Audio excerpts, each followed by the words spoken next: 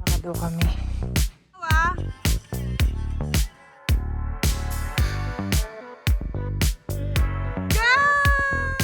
Parang restaurant sa kanila.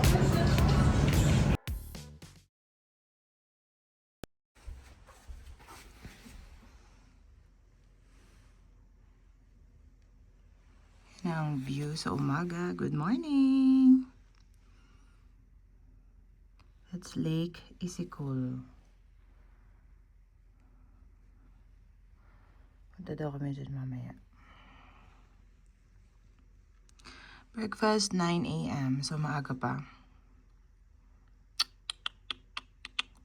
Day 3, here we go! This is our breakfast. We have tea. We have coffee here.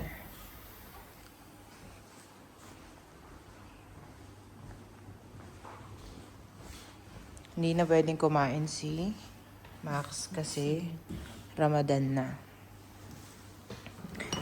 And as a Muslim person,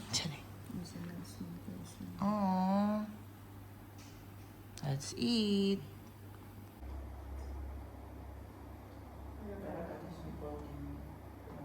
Wow, may paig naman pala. Akala ko pa tinapay lang. Perfect.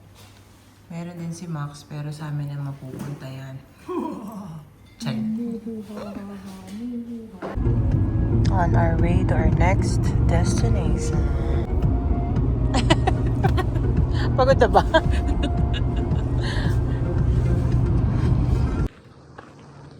Dito kami sa Fairytale Valley.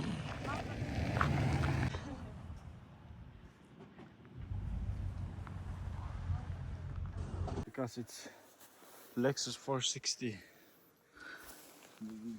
570. It must be bigger, no? What's that one? Which one? That Lexus. This one I think 460.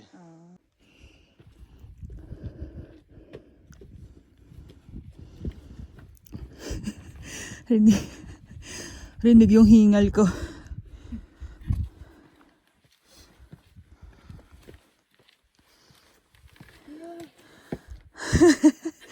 Okay. Few more. Yun pa. Sorry.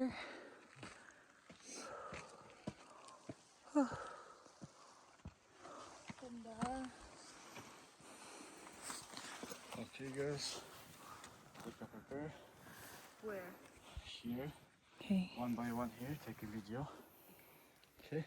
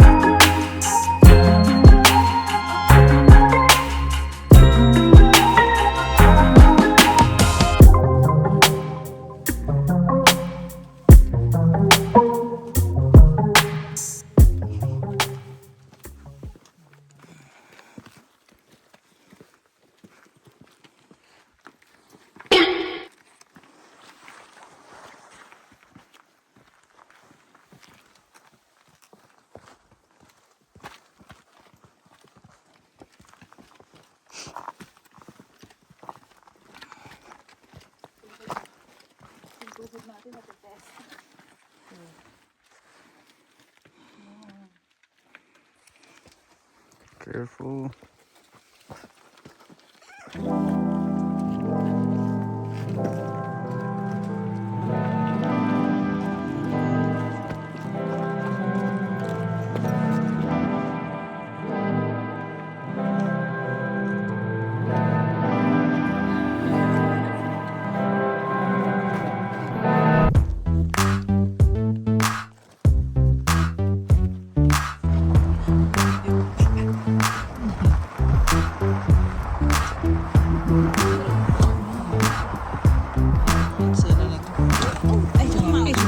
Oh, yes, no, no more. No. I'm okay here. Ganito ang eksena pag pupunta kang Pinatubo. Ganito. Oo. Ganito din sila. Pero 4x4 open. Pajero pa lang namin.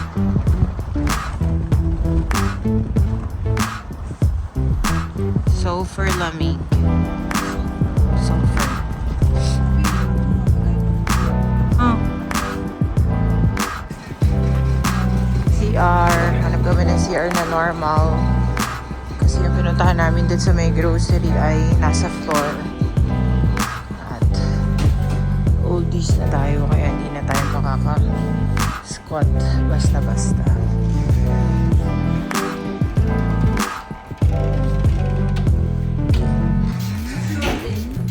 Pareho? Walang choice. Ending dun din. Dun din ulit. Out in the wild.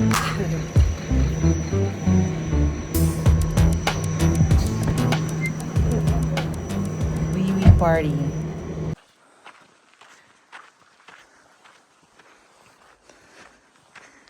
Lakad daw kami. Papunta dun. Hindi ko alam kung nagjo-joke to si Max.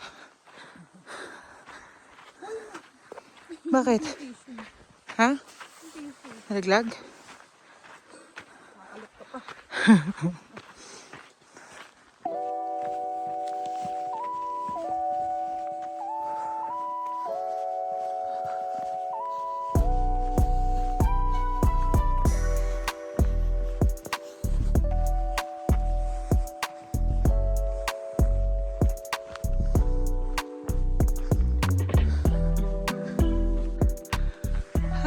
Karating din. Okay. MJ. Yes. Ingat, Mawa.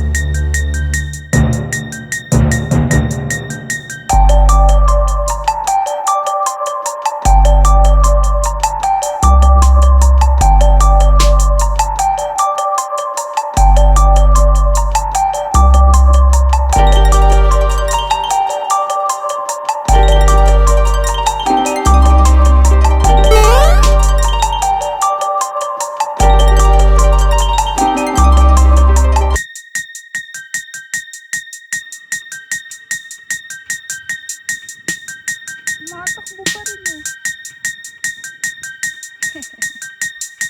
Good job. Yung shoes na gamit ko sa buong Kyrgyzstan trip na to, pinapurchase ko kay Leslie sa Australia. Nakakita siya ng nakasale sa mall, tapos naalala niya ako. Yun nga pala, isa sa pinaka-importanting advice na sinunod namin from Alexine na gumamit kami ng maayos, matibay and legit na hiking shoes para iwas dulas, tsaka iwas goodbye earth. So yun nga, suot ko dito is yung Agility Peak 5 ng Merrell. Paki-flash naman ng close-up yung shoes. Tchaneng! Super gaan, very durable and comfortable. Oy, hindi to sponsored ah. Merel, baka naman.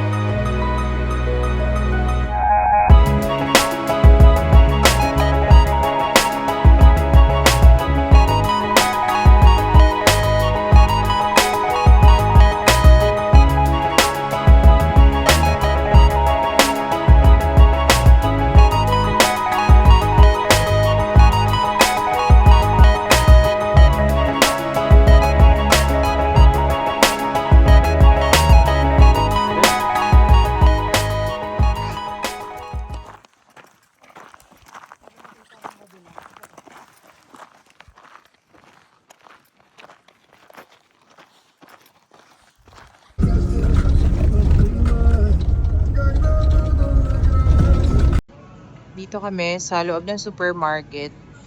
Ganito ang parang restaurant sa kanila. Yan, mga dumpling. Matinapay sila dito. You want how much? Yan, chicken. Pwede daw sabihin natin more or konti lang. Gulay.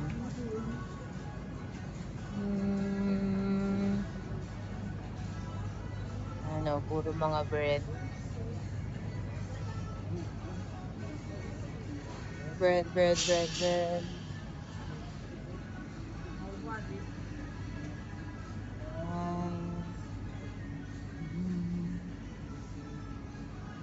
Rice. Ito mga salad.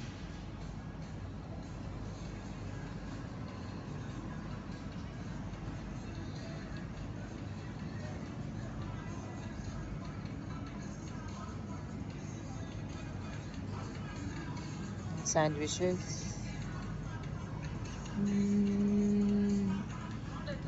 So nice.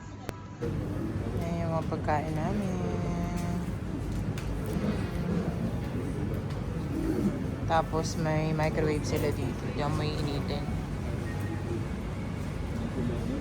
Yun lang naman. Hintay namin si Max. Sirando yung water namin sa sasakyan niya. Hindi pa rin siya pwedeng kumain. Sabi niya 6:42 PM pa siya pwedeng kumain.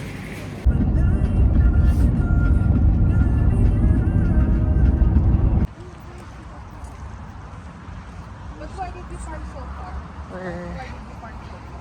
We're walking to the mall. Mamaya ng 4 AM ang aming flight. Ito daw ay Victory Fire. Hindi nakikita. Ayan. 4 AM pa yung flight namin. Bumamall ngayon.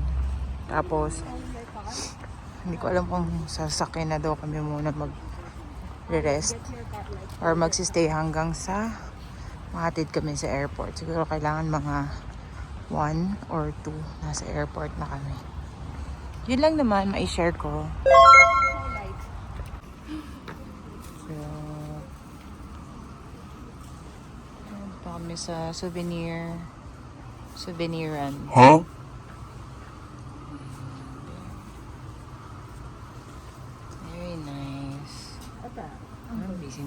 ate mag-asikaso.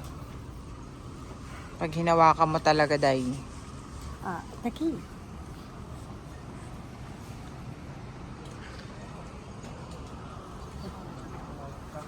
I'll ask. What's your order? No, I don't order. You will not order? Just you can take a look at your side. There's much more beautiful, much more picture. Other side? desserts. Okay. Yeah. Desserts. Sabi niya, desserts. Actually, Ah, you want desserts? You tell me. No. You want desserts? You can This is get local made. local made chocolates. Not actually. Ooh. Nice for the photo. Yeah, nice for the photo.